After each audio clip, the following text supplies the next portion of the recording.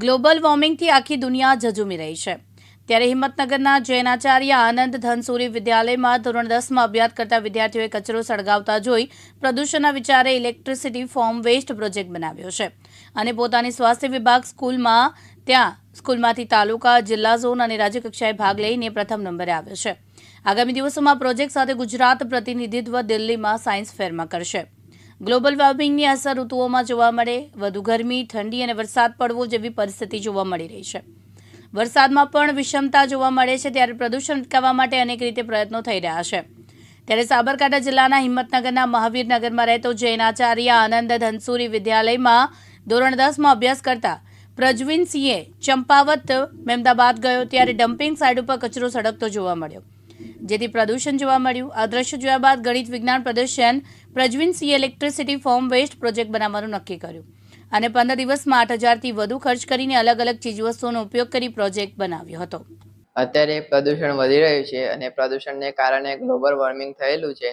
Global વોર્મિંગને લીધે વાતાવરણમાં ફેરફાર થાય છે અને એકવાર હું મહેમદાબાદ સિદ્ધિવિનાયક મંદિરના દર્શન કરવા ગયેલો ત્યારે મેં રસ્તામાં પિરાણામાં જોયું કે ડમ્પિંગ સાઇટ હતી, ત્યાં 24 કલાક કચરો સળગાવવાનું કામ ચાલુ હતું. તો પછી અમે ઘરે આવ્યા પછી થોડા સમયમાં અમારી શાળામાં સાયન્સ ફેરનું આયોજન થયું. તો મેં પાર્ટિસિપેટ કર્યું અને મેં આ ઇલેક્ટ્રિસિટી ફ્રોમ વેસ્ટ પ્રોજેક્ટ બનાવ્યો અને આ પ્રોજેક્ટ અમારો બનાવવામાં 7,000 થી 8,000 રૂપિયાનો ખર્ચો થયો છે. અને આ પ્રોજેક્ટનો હેતુ એ છે કે પ્રદૂષણ ઘટાડવું અને પર્યાવરણને બચાવવું. આ પ્રોજેક્ટની અંદર અમે એક જાર બોક્સ બનાવ્યું છે, તેની આજુબાજુ 3 હીટિંગ પેનલ લગાવેલા છે.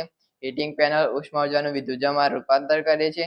એ રૂપાંતરિત થયેલી ઉર્જા બેટરીમાં સેવ થાય છે અને સેવ થયેલું ઉર્જા રાતે આપણે સ્ટ્રીટ લાઇટમાં બધે વાપરી શકીએ છીએ. પછી જે કચરો સળગાઈને જે પ્રદૂષણ થયું એ પાઇપ દ્વારા વોટર ટેન્કમાં આવે છે. વોટર ટેન્કમાં અમે પંપ મૂક્યો છે. તે પંપ દ્વારા પાણી, જે પ્રદૂષિત પાણી છે તે ફિલ્ટરમાં આવે છે. ફિલ્ટરમાં પાણી સાફ થઈને કુલન્ટમાં આવે છે. કુલરમાં પાણી ઠંડુ થઈ જાય છે અને પછી આ બધી પ્રોસેસ થયા બાદ પાછું પાણી તે ટેન્કમાં જ જતું રહે છે.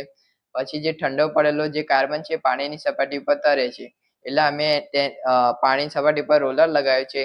તે રોલર જ્યારે ફરે છે ત્યારે બધો કાર્બન રોલરની સપાટી પર આવી જાય છે અને તે કાર્બનને આપણે ખાતર બનાવવાના કાર્બનની પ્રોડક્ટ બનાવવા વાપરી શકીએ છીએ. અમારો પ્રથમ સાયન્સ ફેર હિંમતનગર હતો, પછી જિલ્લા લેવલનો સાયન્સ ફેર ઈડર હતો અને પછી ઝોન લેવલનો સાયન્સ ફેર અમદાવાદ હતો અને ત્યાં અમારો ફર્સ્ટ રેન્ક આવ્યો. પછી અમે જુનાગઢ રાજ્ય લેવલ માટે ગયા, ત્યાં અમારો ફર્સ્ટ રેન્ક આવ્યો અને હવે અમે દિલ્હી નેશનલ લેવલના સાયન્સ ફેર માટે જઈ રહ્યા છીએ. તો મારે એવી આશા છે કે આ પ્રોજેક્ટને અમલ મૂકવામાં આવે તો ભારત દેશને, ગુજરાતનો અને સાબરકાંઠા માટે ગૌરવની વાત કહેવાય. અને આ પ્રોજેક્ટનામાં મુખ્ય હેતુ એ છે કે પ્રદૂષણ ઘટાડવું, પર્યાવરણને બચાવવું. હું પ્રજ્વીનની સિસ્ટર છું અને પ્રજ્વીનને આ બધામાં બહુ જ ઇન્ટરેસ્ટ છે, તો એને બધા અલગ અલગ સાયન્સ ફેરમાં ભાગ લીધો. ધીમે ધીમે આગળ વધતો ગયો અને તાલુકા કક્ષા, જિલ્લા કક્ષા અને રાજ્ય કક્ષાના સાયન્સ ફેરમાં એને બહુ સારું પ્રદર્શન આપ્યું અને બધામાં એનો ફર્સ્ટ રેન્ક આવ્યો.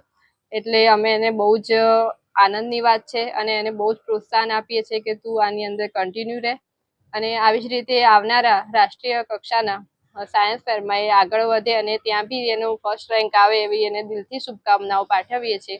સાથે સાથે ઘર, પરિવાર અને સમાજનું નામ રોશન થાય અને દેશને એનો પ્રોજેક્ટ કંઈ ઉપયોગી બને એવી આશા રાખીએ. મારો દીકરો નાનપણથી જ એને આ બધી વસ્તુમાં બહુ શોખીન હતો. નાના રમકડાને જોઈને પણ તોડફોડ કરીને કંઈક ને કંઈક એક્ટિવિટી કર્યા કરે. મોટો થયો પછી મેં એને સમજાવ્યું કે બેટા હવે તું ભણવામાં ધ્યાન આપ, આ બધું છોડી દે. પણ એને એમાં જ ઇન્ટરેસ્ટ હતો. તો પછી મને એવું લાગ્યું કે ના, ખરેખર આ છોકરો કંઈક કરશે. તો ધીમે ધીમે આગળ વધ્યો અને સ્કૂલમાં બી આવી રીતે વિજ્ઞાન મેળામાં આ બધામાં એને ભાગ લીધો હતો. છેક રાજ્ય કક્ષાએ પહોંચ્યો છે અત્યારે અને હવે નેશનલ લેવલે એને દિલ્હીમાં જવાનું છે. તો હું આશા રાખું કે એને ત્યાં બી એ સક્સેસ જાય અને આપણા દેશ અને સમાજનું ગૌરવ થાય. અને મને બહુ આનંદની વાત છે. માતાજીની દયાથી હું ભગવાનને પ્રાર્થના કરું કે મારો દીકરો સક્સેસ જાય. જય માતા. ભારતસિંહ રાઠોડ, દિવ્યાંગ ન્યૂઝ, સાબરકાંઠા.